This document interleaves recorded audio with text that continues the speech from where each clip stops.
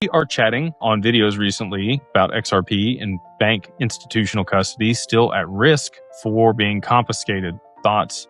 If in an LLC, is it safer? So anybody domestically here in the US, we require that they set up an LLC. We did just roll out the ability to onboard international people in their personal name as an individual.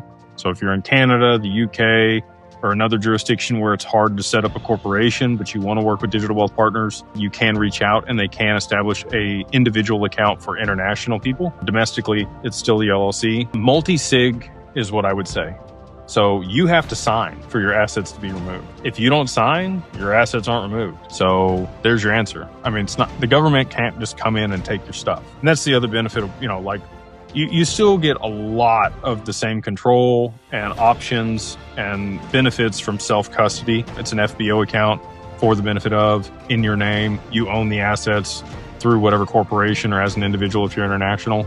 They're at Anchorage. It is your own segregated wallet. So, I don't think there's a way that the government could come take your stuff. Nor do I think they're going to want to. I think that that's just people fear-mongering. The US government, I think, has plenty of their own XRP. They don't need yours. When I went to Ripple and said, hey, can we lend you XRP and, participate in ODL? You know what their response was to me? We have 4.8 billion XRP. Why do we need yours? That might change, but at the time, a couple years ago, that was their answer. I think the government feels the same way. They don't need our crypto.